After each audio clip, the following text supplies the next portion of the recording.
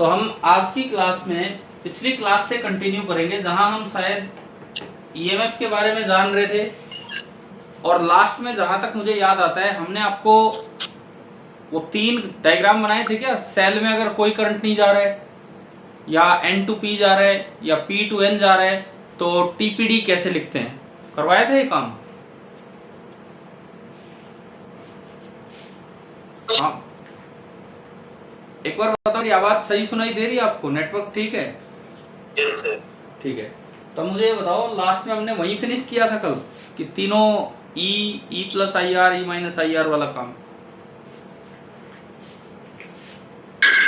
Yes sir. ठीक है ठीक है ठीक है। अब मैं आपसे एक कल जो पढ़ाया उस पे बेस्ड एक क्वेश्चन पूछता हूँ।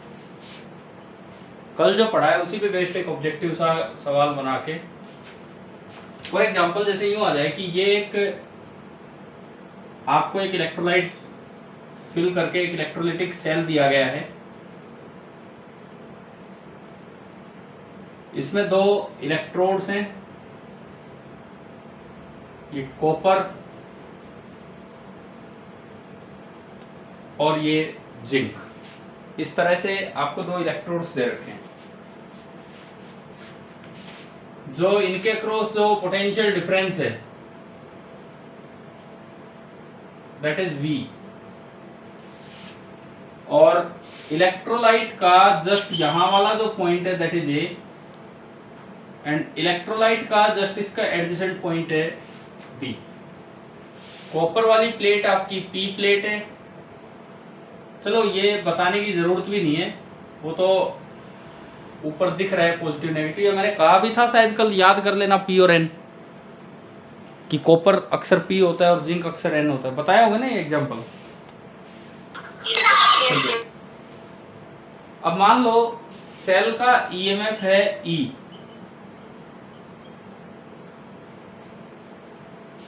तो आपको इसमें से करेक्ट ऑप्शन चूज करना है।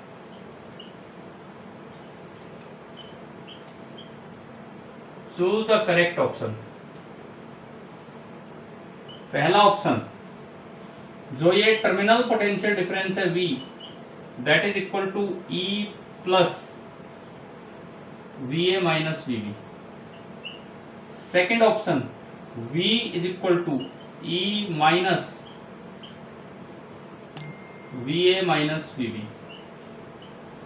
Third option, V is equal to E plus VA minus VB if current flows from P to N and this is equal to E minus VA minus VB if current flows from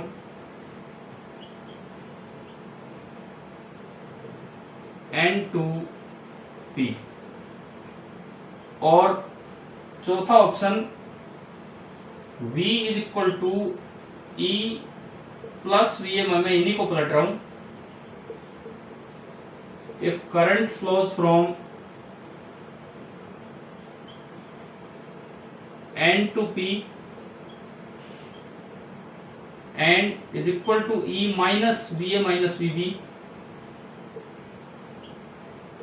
if current flows from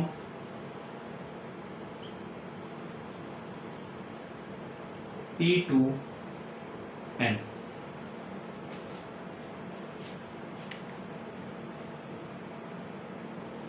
बताओ जी, visible है ना ये ठीक ठाक?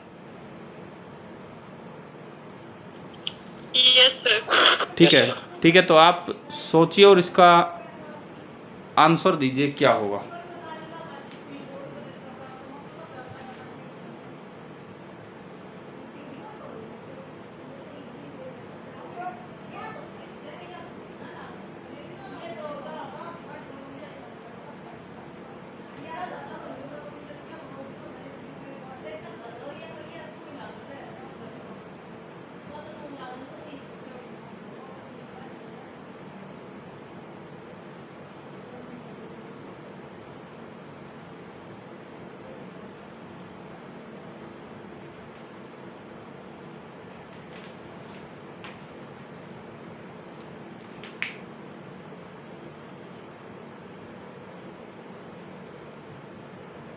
हाँ जी बताओ क्या होगा।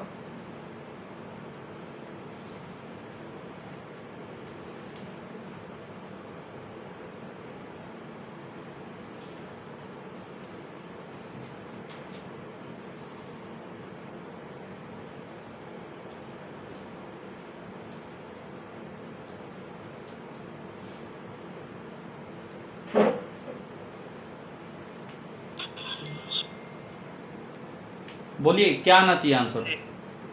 सी। सी। अंकित आप सी बोल रहे हैं, और कोई बच्चा? एक आंसर सी बताया गया है, और बताओ।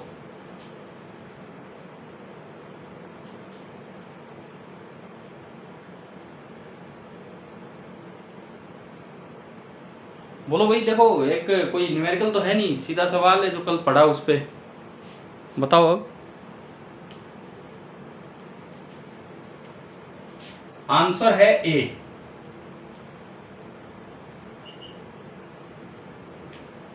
Answer is a.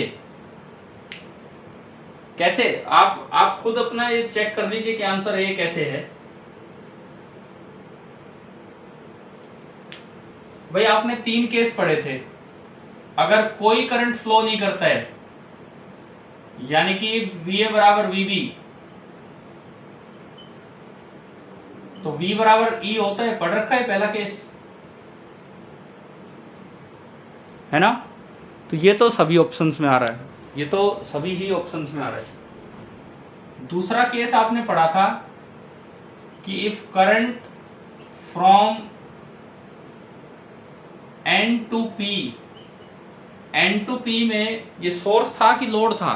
बताओ, कल याद करवाया था, उधर वाली प्लेट N, इधर P, करंट यूं आ रहा है। N टू P में सोर्स था कि लोड था? सोर्स था, तो V आना चाहिए था E माइनस IR, ये आना चाहिए था। चेक करते हैं पहले ऑप्शन से। अगर करंट N टू P आएगा, देखो ये लिक्विड है, इसकी कुछ भी इंटरनल रेजिस्टेंस है इलेक्ट्रोलाइट की R, और करंट N टू P आ रहा है, तो ये साइड प्लस होगी, ये माइनस होगी, और बीच में पोटेंशियल ड्रॉप होगा I into R. A low potential पे है और बी हाई पे, तो VB माइनस VA हो गया IR। इसका मतलब VA माइनस VB कितना हो गया? VA minus VB minus IR। तो आप पहले ऑप्शन में रखोगे तो क्या ये आ गया कि नहीं? बताओ, बोलो एक मिनट, यस और नो। ठीक है। तीसरा, अगर मान लीजिए करंट फ्लो करे P टू N, तो ये सोर्स था कि लोड था? P से N जा रहा है, मतलब ये डिस्चार्ज हो रहा था कि चार्ज? हाँ, ये लोड था, ये चार्ज हो रहा है। और उसमें अगर आप देखेंगे P टू N जाने वाले में अगर आप देखेंगे तो ये करंट I आया, रेजिस्टेंस इंटरनल R है, तो ये साइड प्लस, ये माइनस, और IR, ये A है आपका पॉइंट, ये B है, तो VA माइनस VB आपका IR है। तो अगर आप ऑप्शन ए में रखते हैं तो V बराबर आ गया E प्लस IR। क्या ऐसा ही पढ़ा था हमने कल? ये होता है ना? ठीक है। दूसरी बात, आप अपनी कॉपी में चेक करो, क्या ये इक्वेशन कहीं लिखी है क्या? डायरेक्ट इक्वेशन नंबर 2 हो या 1 हो या 3 हो, कोई भी देखो। लिख रखी है ना कि उसमें वापस पुट बैक की थी value, V positive plus V negative को हमने E लिखा था वापस से, और आया था ना ये उसमें। तो यार देखो, अब आपके सामने आपकी कॉपी भी थी, तब मैंने सवाल लिख के दिया था आपको। तो इस तरह के सवालों में ये कोई न्यूमेरिकल नहीं है, ये कॉन्सेप्चुअल सब प्रॉब्लम थी, ये मिस्टेक्स नहीं करनी भाई। ठीक है, इसका चाहो तो सॉल्यूशन नोट कर लो, चाहे तो कैसे भी कर लो, ये इसका आंसर आ गया।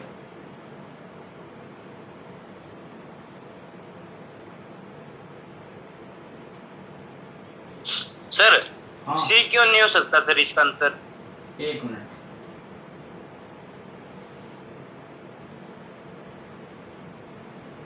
क्या सी अपने इन तीनों को सेटिस्फाई कर रहा है? पहले तो ये चेक करो। No sir. बस, तो फिर इसलिए नहीं हो सकता। सी अगर आप देखोगे ये यहाँ तक ठीक है, लेकिन इसमें सी गड़बड़ कर देगा, क्योंकि ये तो एक बार भी नहीं है ना, ई माइनस वी। और कोई डाउट भाई इस प्रॉब्लम में? कोई डाउट बताओ, समझ आया कि नहीं आया ये जो कॉन्सेप्ट था?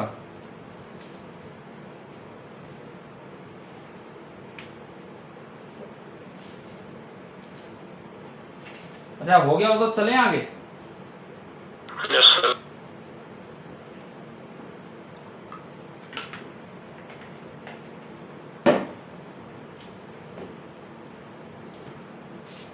देखिए मिटा देता हूँ इसे।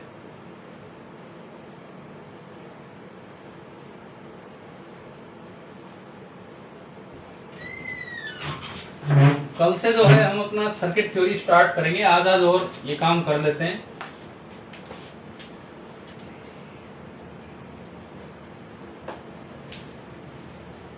कल हमने पेपर में तो सकता है क्या, पेपर में आ सकता है ना, तो सर्किट वाला नहीं आएगा इसमें। पेपर में सर्किट वाला नहीं आएगा? पूछता हूँ। नहीं बिल्कुल आएगा, आरसी सर्किट नहीं आएगा केवल। मतलब हमने कैपेसिटिव सर्किट पहले पढ़ लिए उस समय, कैपेसिटेंस के टाइम। हाँ। रजिस्टिव सर्किट आएंगे, आर और सी का कॉम्बिनेशन नहीं आएगा। ये लिखा है आपके कि आरसी सर्किट अगले टेस्ट में है, ठीक है। अब देखो हमने कल ईएमएफ पढ़ा, शायद मैं मान के चलूं ईएमएफ क्लियर हो गया आप सभी को, ठीक है। इंटरनल रेजिस्टेंस पढ़ी, इंटरनल रेजिस्टेंस इलेक्ट्रोलाइट की रेजिस्टेंस है। अब दरअसल हम ये सीखते हैं कि उसका सिग्निफिकेंस क्या है, physical significance of small R. Small R मतलब internal resistance of cell. Topic वही चल रहा है जो एनसीईआरटी का 11th टॉपिक था।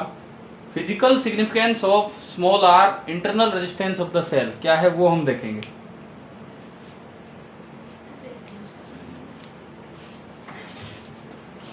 देखो सपोज आपने ये कोई बैटरी ली, ये उसकी दो प्लेट्स हैं, एक पी प्लेट और एक एन प्लेट, और ये अभी सोर्स का काम कर रही है। सोर्स का काम करने का मतलब है कि इसमें करंट यूं आ रहा है and the current following is I. अच्छा अगर कोई आई यूं चल के आ रहा है, ये इधर वाला पॉइंट इलेक्ट्रोलाइट का मैंने ए बोला है, इधर वाला पॉइंट इलेक्ट्रोलाइट का बी बोला है, तो कोई चार्ज यहां से यहां पहुंच रहा है क्यू। मान लो t बराबर 0 पे वो यहां था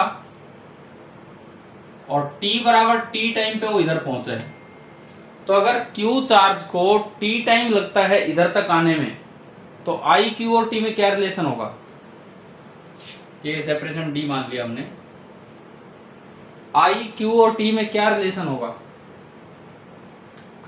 अरे सिंपल। हाँ सबसे पहली चीज तो I is equal to Q by T. It means अगर मुझे Q की जरूरत पड़े करंट की टर्म्स में, तो मैं उसे लिख सकता हूं I इंटू टी। Q आपका बनेगा IT। IT वैसे एक डिपार्टमेंट है गवर्नमेंट का, IT डिपार्टमेंट, सूचना प्रौद्योगिकी। आज बताओ उसका कैबिनेट मिनिस्टर किसे बनाया गया है? कल जो फेरबदल हुए उसमें चेंज हुए। हाँ कौन है आज? अब मिस्टर अनुराग ठाकुर। और आपका शिक्षा मंत्री जी कौन बन गए हैं बताओ? पता है? शिक्षा मंत्री धर्मेंद्र प्रधान। हाँ धर्मेंद्र प्रधान, वो शिक्षा मंत्री हैं। देखिए Q is equal to I into T, ये आपका यहां तक बना। अब फिजिकल सिग्निफिकेंस क्या है इस रेजिस्टेंस की, मतलब ये करवा क्या रहा है? यूं बताओ इस Q चार्ज को इधर कौन लेके आ रहा है? बैटरी फोर्स या इलेक्ट्रोस्टैटिक फोर्स? बैटरी फोर्स या इलेक्ट्रिक फोर्स? एक बार रिपीट करना सर, ये I equal to Q by T कैसे आया सर? एक Q चार्ज को यहां से यहां पहुंचने में T टाइम लगता है। करंट का फॉर्मूला क्या होता है? Charge phloem per unit time, यही होता है। Yes sir. तो टी टाइम में अगर क्यू चार्ज आया है तो यूनिट टाइम में कितना चार्ज आएगा? एक में टी में क्यू आया है तो एक में कितना चार्ज आएगा? Q by T. Q by T. तो वही तो करंट होता है बाई डेफिनेशन। तो यहां से क्यू आ गया आई इंटू टी। चलू ना मैं अब आगे इसके बाद, ठीक है। देखो हमने कल इसका मोशन देखा था, इस पे कांस्टेंट बैटरी फोर्स लग रहा होता है इधर, और इसका चलना इसलिए पॉसिबल हो पाता है, इलेक्ट्रिक फोर्स थोड़ा सा एक बार कम होता है। समझाया था ना केस फर्स्ट केस सेकंड बना के, ठीक है। तो अब आप मुझे ये बताओ, अगर इस सेल का ईएमएफ ई है तो आप ये बताइए कि work done by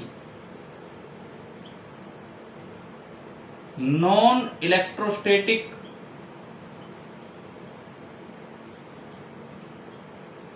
battery force on Q कितना होगा? अगर मैं इसे WB बोलता हूं, work done by battery, Q को B से A लाने में कितना वर्क होगा बताओ बैटरी फोर्स का? अगर ईएमएफ ई है तो, अगर ईएमएफ ई है तो क्यू को इधर लाने में कितना वर्क किया होगा बैटरी फोर्स ने? क्यू ई, बिल्कुल सही। ईएमएफ की डेफिनेशन क्या थी जो कल हमने पढ़ा था? ईएमएफ की डेफिनेशन थी, आपको याद होगा, work done by battery force on unit charge. था कि नहीं बताओ? लिखा था कल हमने। हाँ जी बोलिए एक बार, ये लिखा था ना। तो अगर यूनिट चार्ज को लाने में बैटरी फोर्स ई वर्क करता है तो क्यू चार्ज को लाने में कितना वर्क करेगा? यूनिट को लाने में ई वर्क करता है तो क्यू को लाने में कितना वर्क करेगा? क्यू इंटू ई। तो डब्ल्यू बी को मैं लिख सकता हूं क्यू इंटू ई, और ई क्यू की जगह आप आई टी रखते हैं तो जो डब्ल्यू बी बनता है वो आपका बना E into I into T. मैंने क्यू की जगह आई टी रख दिया। Equation number 2। बताओ भाई, work done by battery force आ गया, ठीक है, क्लियर है। किसी फोर्स ने अगर इतना वर्क किया है तो चार्ज की इतनी एनर्जी बढ़नी चाहिए थी। सो द एनर्जी, ये ई ऑब्लिक जी का मतलब मैं एनर्जी लिखता हूं, तो energy of Q should increase by EIT while coming from B to A, while coming from B to A। तभी तो ये सोर्स का काम कर रहा है, ये एनर्जी बढ़ा रहा है। लेकिन अब प्रैक्टिकली एनर्जी बढ़ी कितनी है वो चेंज देखते हैं। प्रैक्टिकली कितनी एनर्जी बढ़ी है वो देखते हैं। Actual increase in energy of Q, actual increase in energy of Q, ये स्टेडी ड्रिफ्ट स्पीड से आते हैं, तो क्या इनकी काइनेटिक एनर्जी बढ़ती है क्या? नो सर, काइनेटिक एनर्जी तो बढ़ती नहीं है। यानी कि जो बड़ी होगी पोटेंशियल एनर्जी बड़ी होगी, और potential energy, final potential energy तो होगी Q इंटू वीपी। जब ये इधर आ गया, मैं इधर की बात कर रहा हूं, जब ये बिल्कुल इधर आ चुका है Q इंटू वीपी, और इनिशियल पोटेंशियल एनर्जी कितनी थी? Q into VN. समझ आ गया? इधर से इधर जाने में जो फाइनल पोटेंशियल एनर्जी है QVP, initial potential energy QVN, तो Q into VP minus VN, और VP माइनस VN आपका होता है टर्मिनल पोटेंशियल डिफरेंस, जिसको हम किससे डिनोट करते हैं? V से। तो ये आपका आया Q इंटू V, और Q की जगह IT रखोगे तो ये आ गया VIT। हाँ भाई बताओ, इसमें कोई दिक्कत समझ आ गया कि ये नहीं समझ आ रहा है? ये बढ़नी तो चाहिए थी एनर्जी EIT, लेकिन बढ़ी कितनी है? VIT, and this VIT is smaller than EIT। उसका कारण ये है बिकॉज हम जानते हैं जब ये सोर्स की तरह काम करता है तो V is equal to E minus IR। क्या V E से कम होता है कि नहीं? क्या वी ई से कम होता है कि नहीं? Yes. ठीक है, तो इंटरनल रेजिस्टेंस का सिग्निफिकेंस क्या है कि जो एनर्जी बढ़नी चाहिए थी वो उतनी नहीं बढ़ने देता है चार्ज की एनर्जी का कुछ पार्ट वो इलेक्ट्रोलाइट अपनी थर्मल एनर्जी के रूप में कन्वर्ट कर देता है, यानी कि एक्स्ट्रा अमाउंट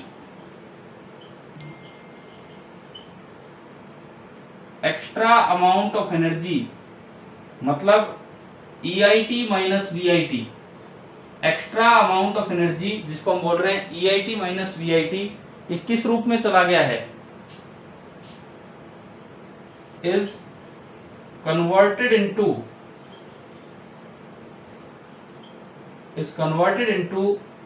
कहाँ लिखूं, जगह ही नहीं बची, कोई बात नहीं फिर भी कोशिश करता हूं। Is converted into thermal energy of electrolyte due to internal resistance. तो आप बताओ इंटरनल रेजिस्टेंस का क्या काम है, क्या ये समझ आया कि नहीं आया, क्या इसकी फिजिकल सिग्निफिकेंस है? इंटरनल रेजिस्टेंस करवाता क्या है कि जितनी एनर्जी बढ़नी चाहिए थी बैटरी फोर्स की वजह से चार्ज की उतनी एनर्जी नहीं बढ़ने देता है, कुछ पार्ट वो अपनी थर्मल एनर्जी में कन्वर्ट कर देता है। क्या समझ आ गया? Yes, sir. अब अगर इसमें ये पूछा जाए आपसे कि थर्मल एनर्जी कितनी बनी है, थर्मल एनर्जी डेवलप, अगर मान लो मुझे ये निकालना हो तो भाई बढ़नी चाहिए थी मान लो 10 जूल और बढ़ी है 8 जूल चार्ज की एनर्जी, तो थर्मल एनर्जी कितनी बढ़ी? 2 जूल बढ़ी। यानी कि आप इसको लिख सकते हैं EIT minus VIT, this is equal to E minus V into IT, और this is equal to E minus V को मैं लिख सकता हूं E माइनस IR, ये सोर्स है, E से E कटेगा, एक प्लस का IR बचेगा, यानी कि कितनी एनर्जी थर्मल एनर्जी के रूप में चली गई है इलेक्ट्रोलाइट की थर्मल एनर्जी, I²RT। ये बाद में भी फॉर्मूला आएगा जब हम हीटिंग इफेक्ट पे जाएंगे तब, I²RT, और पहले भी पावर के समय आ चुका है ये फॉर्मूला, एक दिन पावर वाला टॉपिक किया था हमने 3.9, उसमें भी इस तरह की चीजें आती है। आप बताओ क्या फिजिकल सिग्निफिकेंस समझ आ गया है क्या रेजिस्टेंस का, इंटरनल रेजिस्टेंस का क्या काम है? Yes, sir. अच्छा, इसमें एक एक्स्ट्रा इन्फॉर्मेशन मैं आपको ये देता हूँ, ये जो R है हम जो पढ़ रहे हैं वो ड्राई सेल पढ़ रहे हैं कि इलेक्ट्रोलाइटिक सेल? इलेक्ट्रोलाइटिक सेल पढ़ रहे हैं, लेकिन आप ये बात याद रखना कि जो ड्राई सेल होते हैं जो आपके घरों में टॉर्च वगैरह में यूज होते हैं, इनकी इंटरनल रेजिस्टेंस काफी ज्यादा होती है एज कंपेयर्ड टू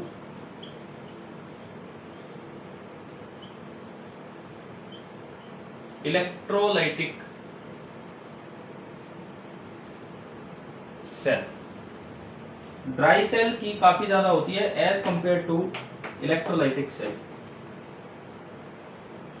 चलो ये फिजिकल सिग्निफिकेंस वाला पॉइंट आप ढंग से नोट कर लीजिए, उसके बाद आगे बढ़ते हैं।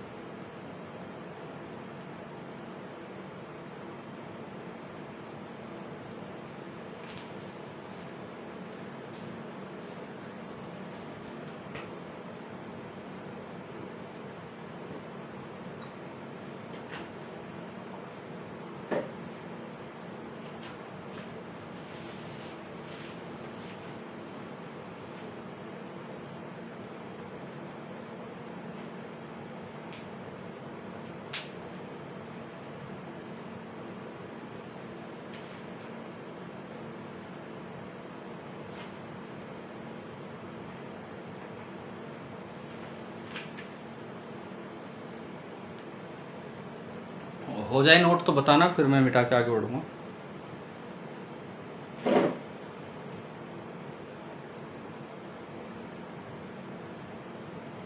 आप लोग रिवीजन नहीं करते ना एक भी दिन, जैसे अगले दिन की क्लास स्टार्ट हो रही तो एक बार पीछे का काम देख लेते हैं,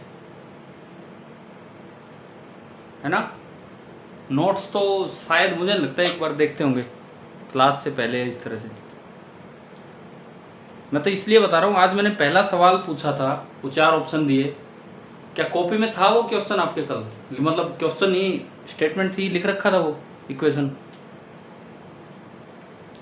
यस सर। लेकिन एक भी बच्चे ने उसका सही आंसर नहीं दिया था ABCD में से।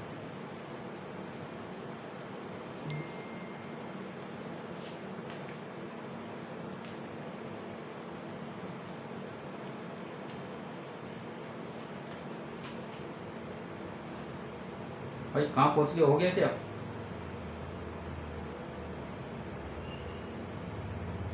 हो गया सर।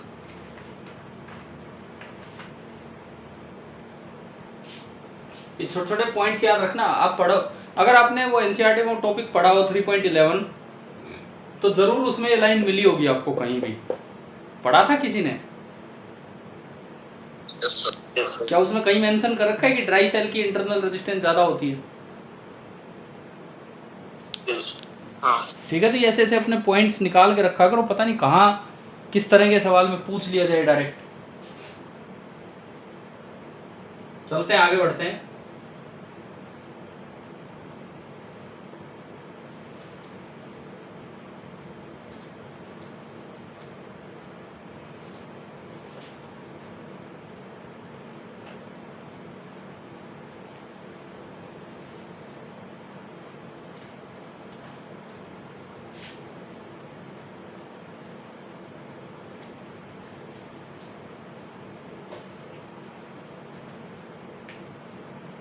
अच्छा, इसके बाद देखो, क्या हमने ये वर्ड्स यूज किए हैं क्या, प्राइमरी सेल, सेकेंडरी सेल, इस तरह की बातें, या नहीं? शायद तो नहीं बताया एक बार भी,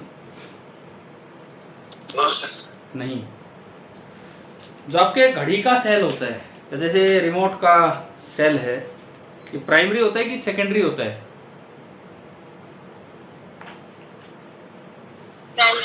सिंपल, ये जो सेल्स लगे होते हैं, दिख रहे हैं ना आपको, 2 सेल लगे हैं, ये प्राइमरी होते हैं कि सेकेंडरी? या मैं नहीं पता इनका मतलब ही नहीं पता, तो सुनो। फिजिकल सिग्निफिकेंस हटाने दो, ये टॉपिक हो गया है।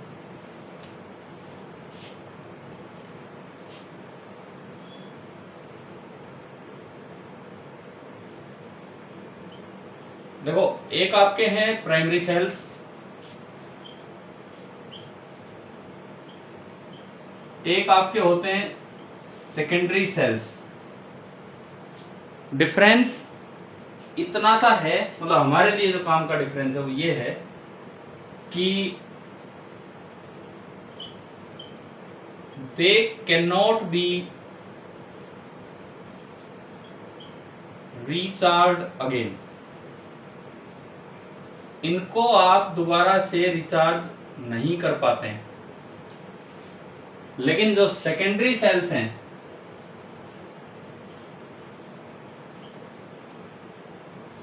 they can be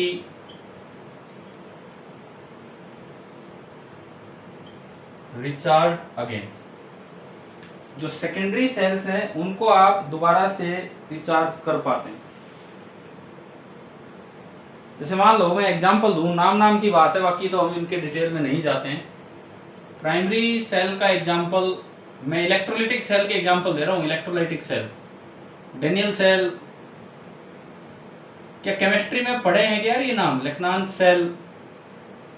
yes sir. पक्का?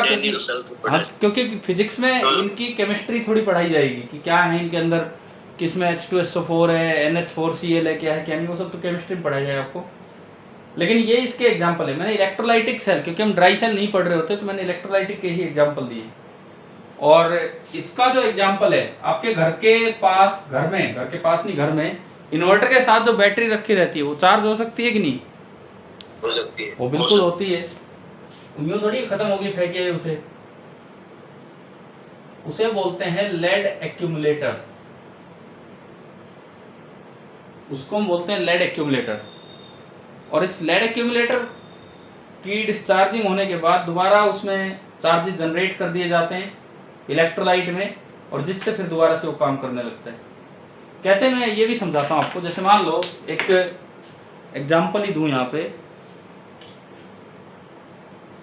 तो एक टाइम पे चार्जिंग कैपेसिटी भी खत्म हो जाती है, वो क्यों? देखो ये तो एक बात है, ये तो एक जनरल सा रूल है। हर चीज की एक एज तो होती है, हर चीज की, चाहे वो लिविंग हो चाहे नॉन लिविंग हो। होता है कि नहीं बताओ? ठीक है, तो ये तो वही बात है, आप कैसा ही कुछ भी ले आओ, परमानेंट तो कोई चीज चलेगी ही नहीं। तो धीरे धीरे कुछ ना कुछ डैम्पिंग होती रहती है, कुछ ना कुछ डिफॉर्मेशन होते रहते हैं, जिससे कमी तो आनी, इतना परफेक्ट वो काम नहीं कर पाएगा। लेकिन हाँ, जब तक वो चार्ज हो रहा है, जब तक उसके एनोड कैथोड काम कर रहे हैं ठीक से, जब तक ऑक्सीडेशन रिडक्शन हो पा रहा है, तब तक वो ठीक है, चल पाएगा। अब देखो, जैसे मैं इसमें एक और चीज आपको उसका एग्जांपल देता हूं। मान लो आपको यूं दिया है कैपेसिटी ऑफ एन एक्यूमुलेटर, ये एम्पियर आर में दी जाती है practically, 100 ampere hour. Ampere hour किसकी यूनिट है? कैपेसिटी ऑफ एक्यूमुलेटर की, या किसी बैटरी की कैपेसिटी की। वैसे बताओ एम्पियर आर किस फिजिकल क्वांटिटी की यूनिट है? वैसे एम्पियर आर किस फिजिकल क्वांटिटी की यूनिट है? करंट। करंट एम्पियर है, और आर क्या होता है? टाइम। करंट इनटू टाइम क्या होता है? चार्ज। यानी कि एम्पियर आर बेसिकली आपको चार्ज बताता है कि इलेक्ट्रोलाइट में जो आयंस हैं उनमें कितना चार्ज है। हम बार बार ये डायग्राम बना रहे कि क्यू चार्ज पी से एन गया, क्यू चार्ज एन से पी गया, बना रहे हैं कि नहीं बार बार एक डायग्राम में? तो जब उसमें चार्ज ही खत्म हो जाएगा, जब इलेक्ट्रोलाइट में चार्ज ही खत्म हो जाएगा, तो क्या उसके बाद कोई कैरियर बचेगा क्या जाने के लिए? समझ रहे हो? जब इलेक्ट्रोलाइट में चार्ज ही खत्म हो जाएगा तो उसके बाद कोई कैरियर नहीं बचेगा, तो उसको दोबारा से चार्ज करना पड़ेगा, मतलब उसमें चार्ज जनरेट करेगा। और मैं और आसान शब्दों में बताऊं इसका मतलब क्या है।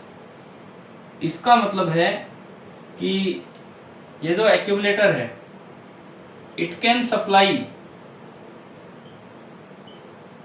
मान लो 20 एम्पियर करंट कितने घंटे के लिए? बताओ यहां से अगर आपसे पूछा जाए कि ये इसकी कैपेसिटी है, 20 एम्पियर करंट कितने घंटे तक वो दे सकता है? बताइए। 5।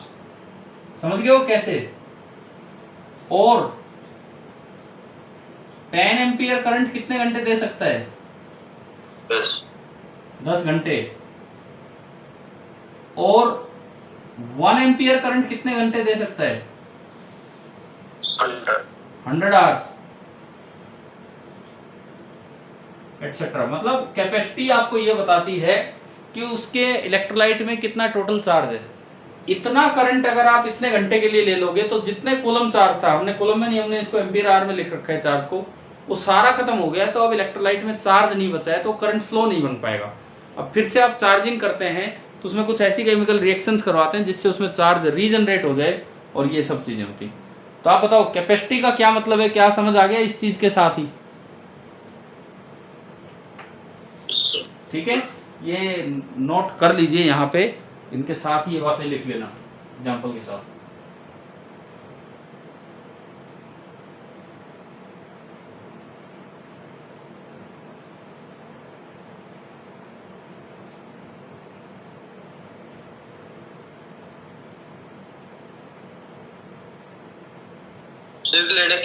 लेटर क्या होता है? जो अपने घरों में नहीं रखी रहती बैटरी, नहीं, क्या कह रहे हो?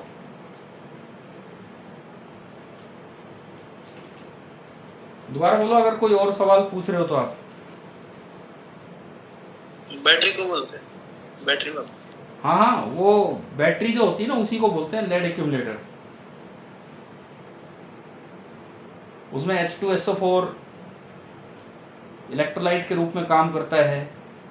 लेड प्लेट्स इस तरह से लगी होती है, कुछ इस तरह की वर्किंग है। और एग्जैक्ट उसकी रिएक्शंस पे हम नहीं जा रहे हैं, क्या होता है क्या नहीं होता है ना।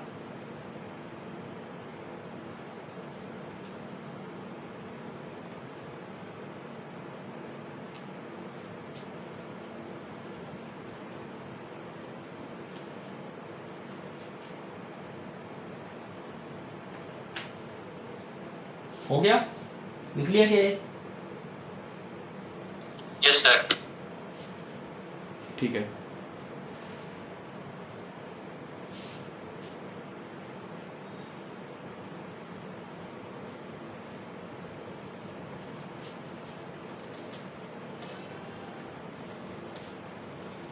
अच्छा, कई बार जैसे हमारे न्यूमेरिकल्स में क्वेश्चंस में ये वर्ड आ जाता है आइडियल सेल,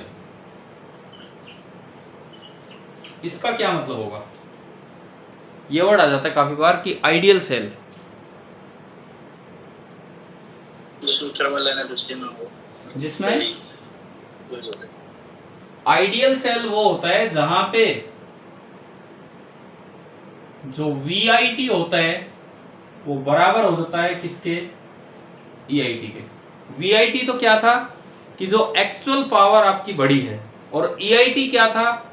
जो एक्चुअल एनर्जी आपकी बड़ी हो तो VIT चार्ज की, और EIT क्या था? जो बैटरी फोर्स की वजह से एनर्जी बढ़नी चाहिए थी। अभी किया ना हमने फिजिकल सिग्निफिकेंस वाले में। हाँ भाई बताओ, अभी पढ़ा था हमने, ठीक है। तो अगर VIT बराबर EIT हो या स्लाइटली लेस देन, थोड़ा सा बस जरा सा कम हो, लगभग बराबर हो, तो ऐसे सेल को बोलते हैं आइडियल सेल। इसका मतलब इन सेल्स में V नियरली E के बराबर होता है, यानी कि E minus IR that is nearly E।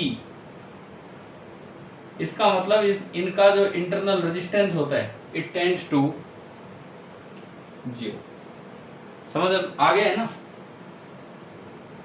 जो I इंटू R है वो नेग्लेजिबल होता है एज कंपेयर टू EMF। तो ऐसे सेल जिनकी इंटरनल रेजिस्टेंस ना दे रखी हो उन्हें आइडियल मान लेंगे और उनका R लगभग 0 होगा। लेकिन ऐसे में एक सेफ्टी फीचर क्या होता है?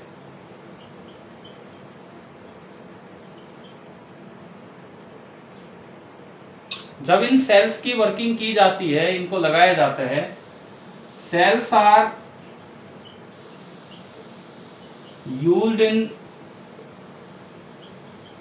सच अ वे दैट इस सेल से आप मैक्सिमम करंट कितना ले सकते हो बताओ? अभी हम आएंगे नेक्स्ट टॉपिक में, तो मैं इसमें एक सेफ्टी फीचर बता रहा हूं। ये cells are used in such a way that the maximum that the working current, जो नॉर्मल करंट जो उनमें फ्लो करता है, is much lesser than the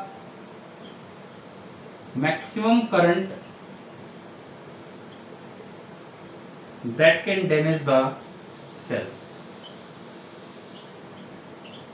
क्या होता है कि सेल की अपनी एक हर एक की एक रेटिंग होती है, भाई इससे ज्यादा अगर आप करंट पास कर दोगे तो सेल डैमेज हो जाएगा। और जिनकी इंटरनल रेजिस्टेंस टेंड्स टू 0 है उनमें चांसेस होते हैं कि करंट बहुत ज्यादा हो, तो इसलिए इनमें वर्किंग करंट इतना ही रखा जाता है ताकि ये सेल डैमेज ना हो। ये छोटा सा पॉइंट था जो आप यहाँ पे ऐड कर दीजिए अपने बातों के साथ।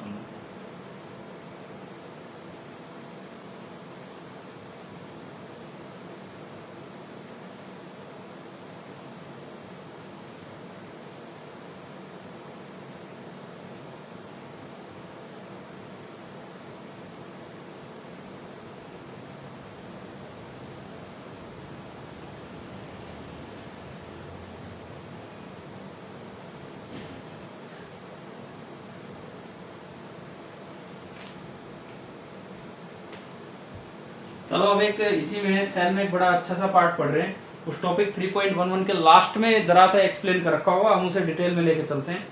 और अब जो हम पढ़ रहे होंगे वो एक बार IIT में पूछा जा चुका है और एक बार बोर्ड एग्जाम में भी रिसेंट ईयर्स में आया था। मिटा दो ना, ये तो जरा सा पॉइंट था, हो गया होगा।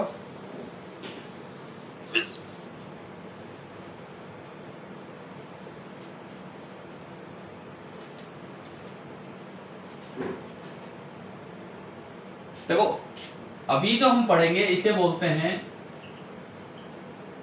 Short circuiting and open circuiting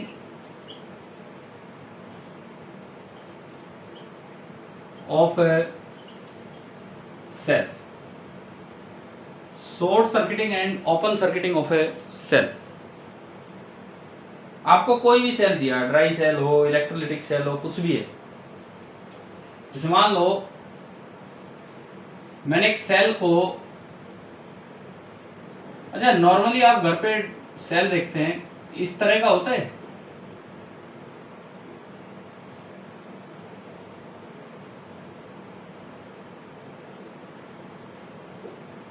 हमें बताओ सेल की शेप ऐसी होती है कि नहीं? क्या उसमें एक साइड से थोड़ा रेज्ड पार्ट होता है कि नहीं, उठा हुआ पार्ट एक साइड, है ना? तो इनमें कौन सा पॉजिटिव और कौन सा नेगेटिव है?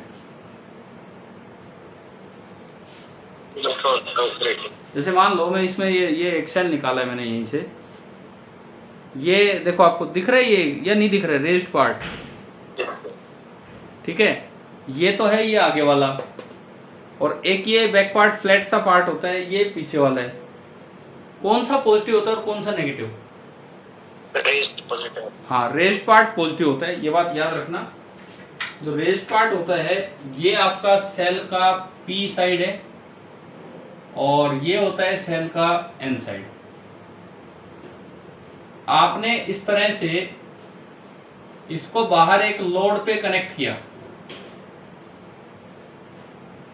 कोई रेजिस्टेंस बाहर कनेक्ट कर दिया R, ये सेल है जिसका ईएमएफ E है और इंटरनल रेजिस्टेंस है R। सेल जिसका कि ईएमएफ E और इंटरनल रेजिस्टेंस R है। अच्छा, ये एरो लगाने का क्या मतलब होता है? वेरिएबल, ये एक वेरिएबल रजिस्टर है, आप इसकी वैल्यूज वगैरह चेंज कर सकते हैं। तो हम ओपन सर्किटिंग, शॉर्ट सर्किटिंग, ये दोनों चीजें इसी टॉपिक के साथ पढ़ रहे होंगे। अच्छा, ये जो है ये दीज आर कनेक्टिंग वायर्स। क्या हमने कभी ओम्स लॉ की माइक्रोस्कोपिक फॉर्म J बराबर सिग्मा E के समय पढ़ा था कि दीज आर परफेक्ट कंडक्टर्स? ये वर्ड आया होगा वहां। ये कनेक्टिंग वायर जो होते हैं परफेक्ट कंडक्टर होते हैं, मतलब इनमें कोई पोटेंशियल डिफरेंस नहीं होता। अगर ये पॉइंट का पोटेंशियल Vn है तो कनेक्टिंग वायर पे ऊपर तक पोटेंशियल Vn चलेगा। इस पॉइंट का पोटेंशियल Vp है तो कनेक्टिंग वायर पे ऊपर तक पोटेंशियल Vp चलेगा। मैंने आपको करवाया होगा, कनेक्टिंग वायर वो परफेक्ट कंडक्टर है जिनका सिग्मा इनफाइनाइट होता है, जिनकी कंडक्टिविटी इनफाइनाइट है। देखा था ना आपने वहाँ ये पॉइंट? अरे याद है क्या, बताओ? जो महेंद्रगढ़ कैंपस, यस सर, उसमें करवाया होगा J बराबर सिग्मा E से। अच्छा ठीक है, अब हम देखते हैं कि कितना करंट इसमें फ्लो कर रहा होगा। पहले मैं ये निकालने की कोशिश करूंगा। अच्छा, ओम्स लॉ वाला एक्सप्रेशन हमें कहता है कि रजिस्टर में कहीं से अगर आई करंट एंटर करता है तो जहां से आई करंट एंटर करेगा वो प्लस, दूसरा माइनस, और पोटेंशियल ड्रॉप कितना होता है? I into R।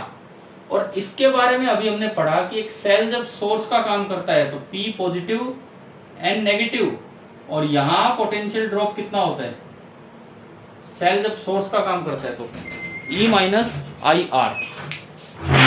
अब अगर मैं इसमें, हाँ भाई कोई डाउट है इसमें? क्लियर है ये दोनों बातें?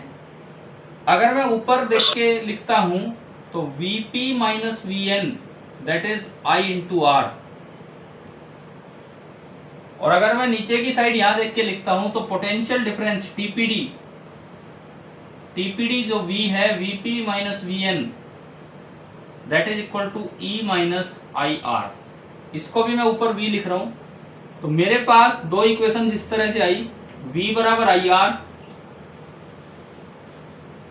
एंड V बराबर E minus I are. Equation number 2। और अगर मैं इनसे करंट निकालना चाहूं फ्रॉम इक्वेशन 1 एंड 2, अगर आप इनको इक्वेट कर दें तो आई आर बराबर E minus I are, I इधर आया, R plus R is equal to E, और मेरे पास करंट आ गया E upon R plus R. अच्छा, इसमें क्या चीज वेरिएबल है? उधर की तरफ अगर मैं देखता हूं तो इसमें क्या चीज वेरिएबल है? केवल और केवल कैपिटल आर। ई और आर तो कांस्टेंट है, मतलब मुझे मिल चुका है I as a function of R, मुझे मिल चुका है I as a function of are.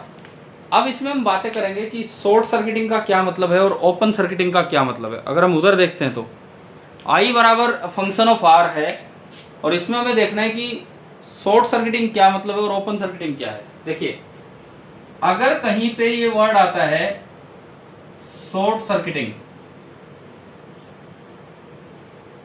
Short circuiting का मतलब है कि ज्वाइन बोथ द वायर्स ना both the ends P and N by a connecting wire. आपने क्या किया, ये सेल था, मैं इसे सीधा बनाऊं, ये सेल था, मैं इसे सीधा बनाऊं, ये P है, ये N है, ये P है, ये N है, और मैंने इनको ज्वाइन कर दिया एक सिंपल कनेक्टिंग वायर से। अगर कनेक्टिंग वायर से ज्वाइन किया तो रेजिस्टेंस कितना है कनेक्टिंग वायर का, बताओ? 0 है कि नहीं कनेक्टिंग वायर का रेजिस्टेंस आइडियल कंडक्टर का? और अगर आप उस इक्वेशन में R बराबर 0 रखते हो तो I कितना आया? R। अच्छा, और R डिनोमिनेटर में आ रहा है, तो जब R मिनिमम होगा तो I मैक्सिमम होगा कि नहीं? तो यहां हमें पता लगा कि इस सेल से जो मैक्सिमम करंट आ सकता है that is E by R. इस सेल से जो मैक्सिमम करंट आ सकता है that is E by R. यह शॉर्ट सर्किटिंग का केस है, इस वक्त सेल मैक्सिमम करंट देगा E बाई आर। दूसरी बात, इस वक्त टीपीडी कितना होगा, टर्मिनल पोटेंशियल डिफरेंस। इस इक्वेशन 2 में I की जगह E बाई आर रख के देखो, इस इक्वेशन 2 में I की जगह E बाई आर रख के देखो, बताओ V कितना आ रहा है? इक्वेशन 2 में I की जगह E बाई आर रखिए, बताइए V कितना आ रहा है?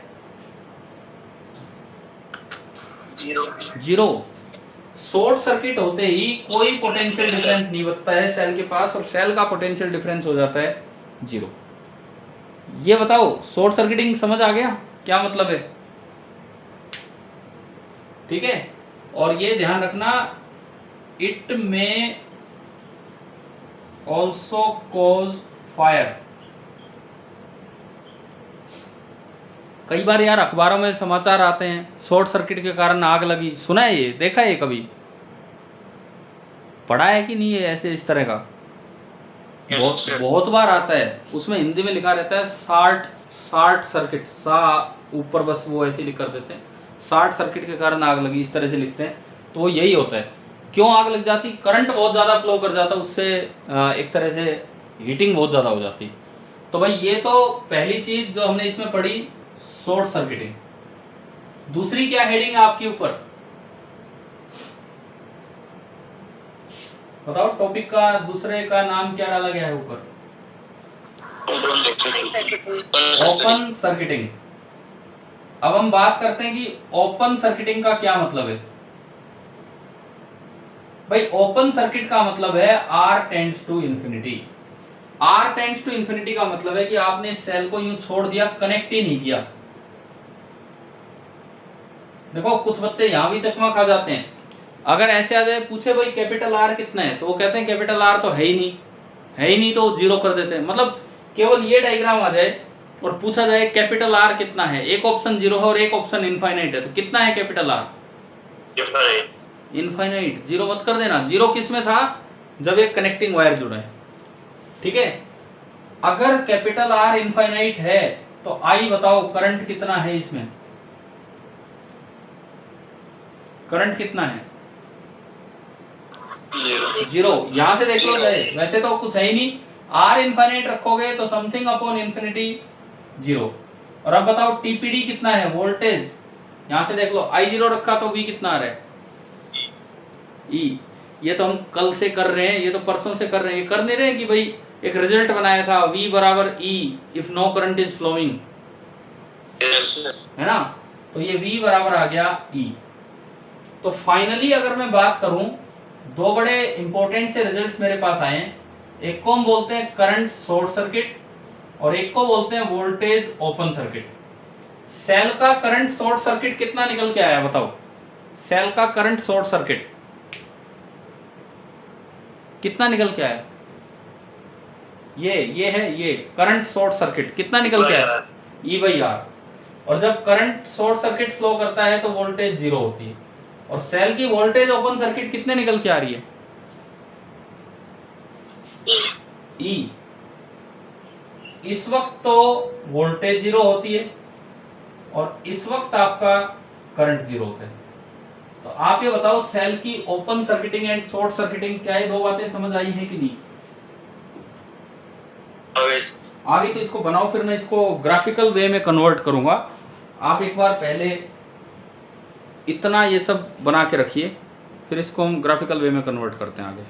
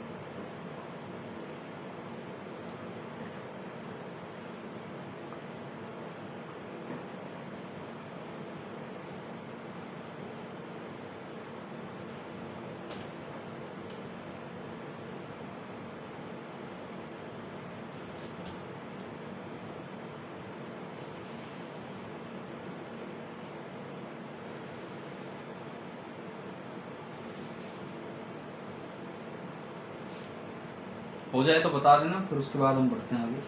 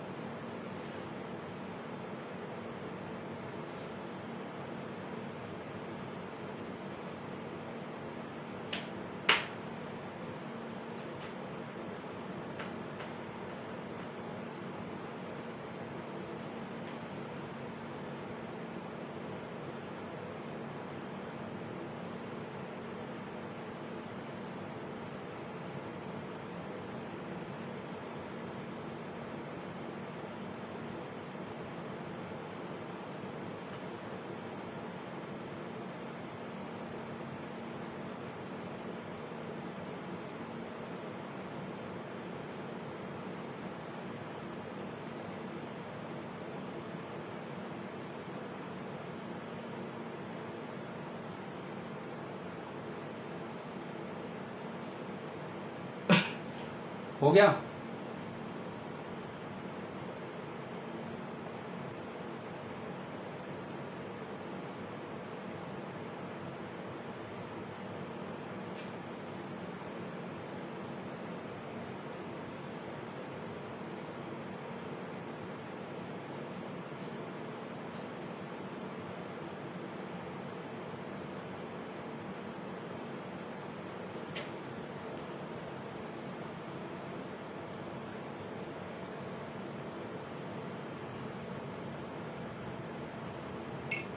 हो गया सर। ठीक है। अब देखो इस चीज को आईआईटी ने किस तरह से पूछा, ग्राफ के वे में पूछा, या बोर्ड ने भी 1-2 साल पहले यही सवाल पूछ लिया। ये है कहाँ, मैं बताता हूँ। आपका टॉपिक नंबर 3.11 जो है एनसीईआरटी का, उसकी एंडिंग देखो। एंडिंग पूरा डेप्थ में नहीं देती एनसीईआरटी, लेकिन वहां पे जिक्र करके छोड़ देती है, भाई अब आप पढ़ लो कि उसमें आई मैक्स या शॉर्ट सर्किटिंग इनका जिक्र हो रखा है क्या, बताओ। वहां पे पढ़ रहे हो तो आप, अगर किसी ने बुक खोली हो, है ना। हाँ, तो ये कैसे हमें एनसीईआरटी को उस लेवल तक पढ़ना होता है कि उसमें किसी भी पॉइंट लाइन से क्या सवाल बन सकता है। तो देखो अब इसी में 2-3 ग्राफ पूछे गए। मैं ये डायग्राम हटाता हूँ, ये वाला डायग्राम।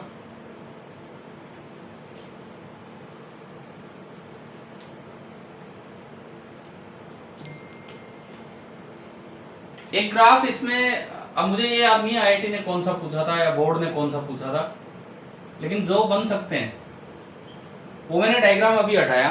एक तो पूछ लिया कि जो टर्मिनल पोटेंशियल डिफरेंस है, सेल के पास जो टर्मिनल पोटेंशियल डिफरेंस है V, उसका एक्सटर्नल रेजिस्टेंस के वेरिएशन के साथ किस तरह से वेरिएशन होगा। या फिर आपसे पूछ ले करंट इन द सर्किट का R के साथ वेरिएशन कैसे होगा। या फिर यूं पूछ ले कि voltage across cell current change करने से कैसे चेंज होगा। मैंने आपसे इसी टॉपिक पे 3 ग्राफ पूछ लिए, ये बताओ भाई कैसे कैसे बनेंगे।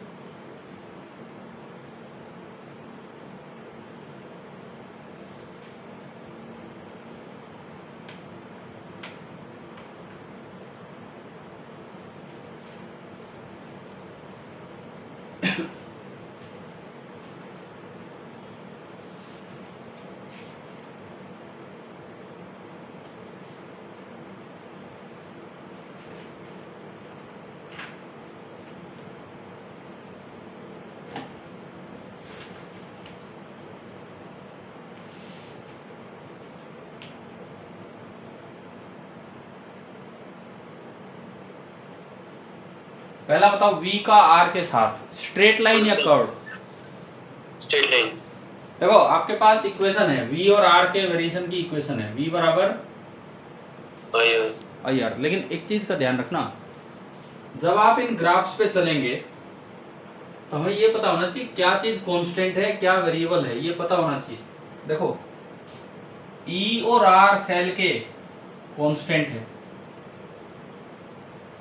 कैपिटल R ये वेरिएबल है।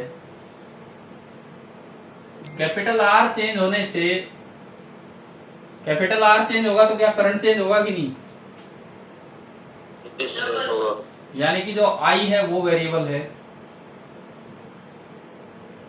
और I चेंज होगा तो क्या V चेंज होगा कि नहीं, टर्मिनल पोटेंशियल डिफरेंस होगा। तो ये V वेरिएबल है। सबसे पहले हमने इन चीजों को ध्यान से देखा। देखो यार, मैं आपसे 3 ग्राफ पूछ रहा हूं, इसमें फिजिक्स कम है, कॉमन सेंस ज्यादा यूज हो रही है, मैथमेटिक्स थोड़ा सा यूज हो रहा है, कॉमन सेंस ज्यादा यूज हो रही है। अब मेरा पहला सवाल है, बताओ V और R, इक्वेशन आपके सामने लिखी हुई है, V और R का ग्राफ स्ट्रेट लाइन होगा कि कर्व होगा।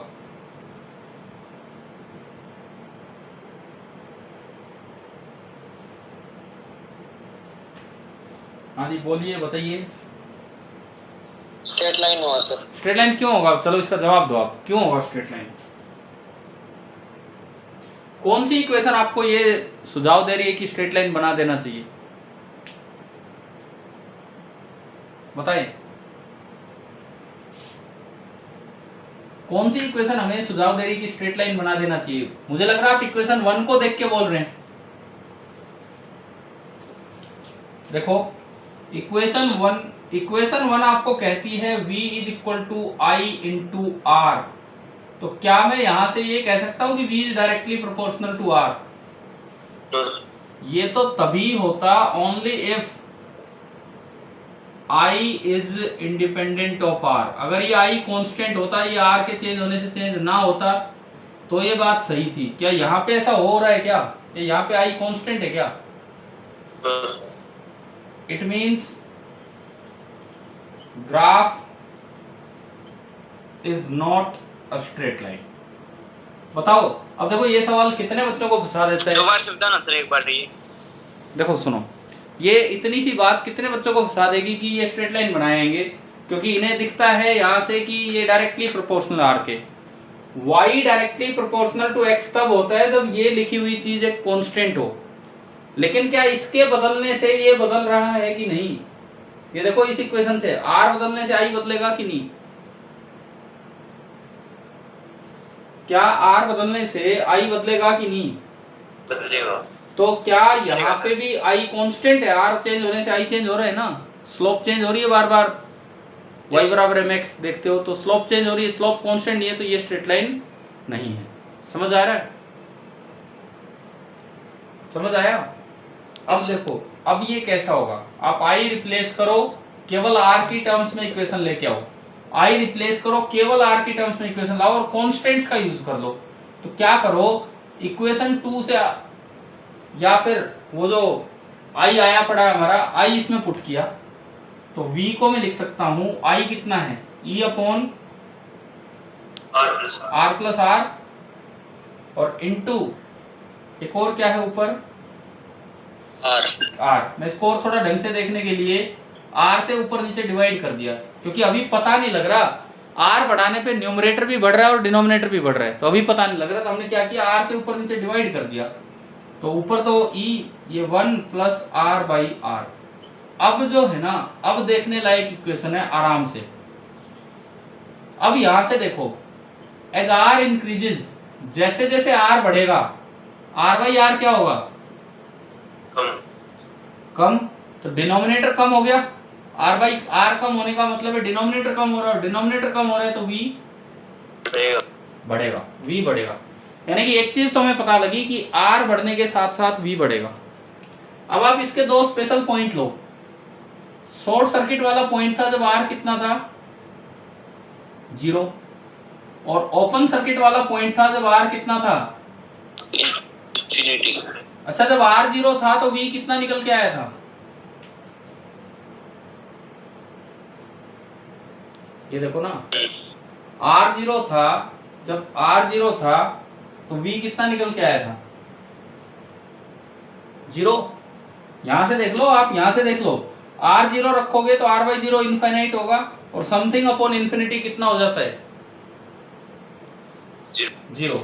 अच्छा r इनफाइनाइट है तो v कितना होगा, इस इक्वेशन से देखिए, r अगर इनफाइनाइट है तो ये r by r 0, v open circuit में, ये यहाँ लिखा भी हुआ है वही, v इन ओपन सर्किट कितना था, e। इसका मतलब ये ग्राफ कैसा बनेगा, r बढ़ाने पे v बढ़ेगा, जब r 0 है तो v 0 है, और जब r इनफाइनाइट होगा तो v बढ़ते बढ़ते कहां तक पहुंचा होगा, e तक। तो यानी कि ये ग्राफ ऐसा जाएगा। समझ गए हो क्या? ये टच नहीं हो रहा, ये इन्फिनिटी पे जाके टच होगा। देखो ये इक्वेशन कहती है y बराबर mx, देखो लेकिन वो स्ट्रेट लाइन तब होता है जब m कांस्टेंट हो, परंतु ये i धीरे धीरे कम होता जा रहा है और ये इस तरह का गया। अभी बताओ क्या पहला ग्राफ समझ आया कि नहीं आया ढंग से? This is the explanation for graph A. ये जो इतना पार्ट है ये ए की एक्सप्लेनेशन है। अब तो फिर बताओ दूसरा ग्राफ,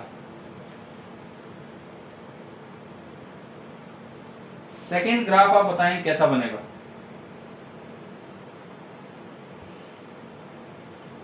आई का आर के साथ सोचना तो यार बड़ा आसान है, यहां से दिख रहा है हमें, यहां से दिख रहा है डायरेक्ट,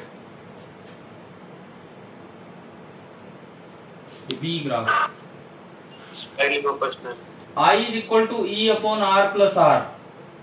इसका मतलब एज आर इंक्रीजेस, डिनोमिनेटर बढ़ रहा है तो आई क्या करेगा, डिक्रीज करेगा, डिक्रीज करेगा, ठीक है। फिर देखो दो स्पेशल पॉइंट, जब r 0 था तब और जब r इनफाइनाइट था तब। r 0 शॉर्ट सर्किट में करंट कितना, यहां से देख लो, शॉर्ट सर्किट में करंट कितना, E by R, this is the current short circuit. और ओपन सर्किट में करंट कितना हो जाना है? 0।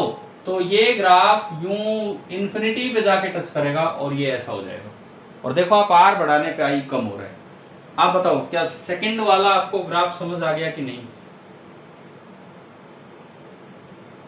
हाँ भाई ठीक है। तीसरा ग्राफ बताओ कैसा होगा, V का I के साथ ग्राफ।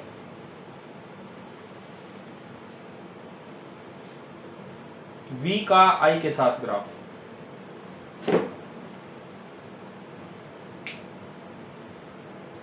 सोचिए कौन सी इक्वेशन है जो इसका आइडिया दे रही है, V का I के साथ ग्राफ।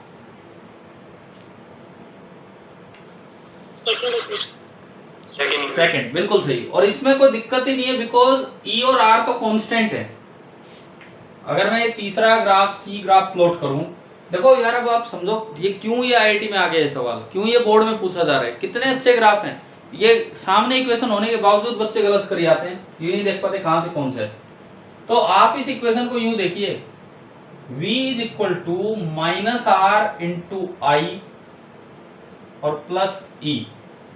क्या ये y equal to mx plus c form दिख गई आपको? ये y, ये x, ये m और वो c है ना?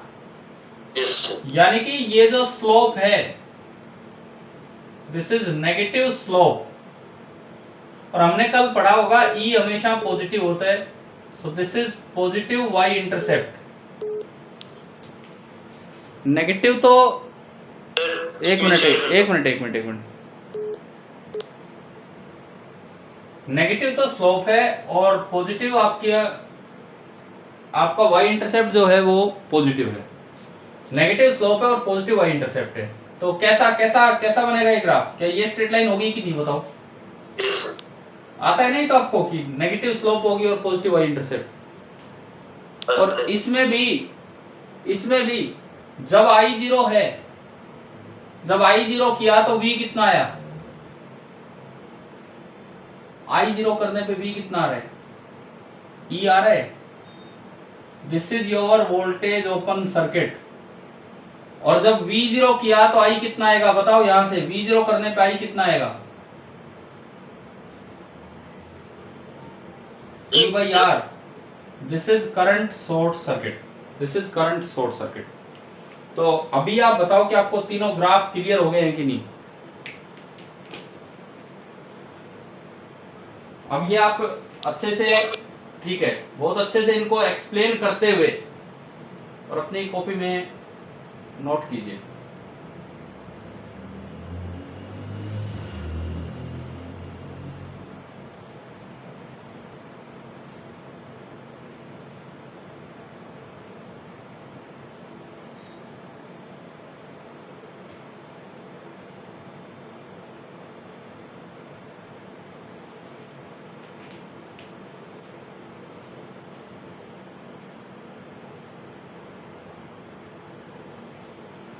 तो क्या सेल वेल का सारा सिस्टम समझ आ गया है?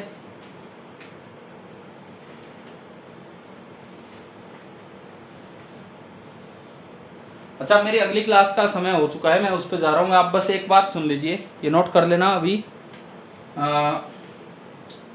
इसके बाद आपकी एनसीईआरटी बुक में Recording stopped. चार्जेस इन क्लाउड दिया है, तो आप वो जरूर पढ़ लेना, ठीक है? और फिर कल से हम सर्किट थ्योरी स्टार्ट करेंगे, बट आप चार्जेस इन क्लाउड पढ़ के रखना, ठीक है भाई? इनके स्क्रीनशॉट्स मैं आपके ग्रुप पे भेज दूंगा अभी, तो आप वहाँ से भी नोट कर लेना। मैं छोड़ रहा हूँ मीटिंग।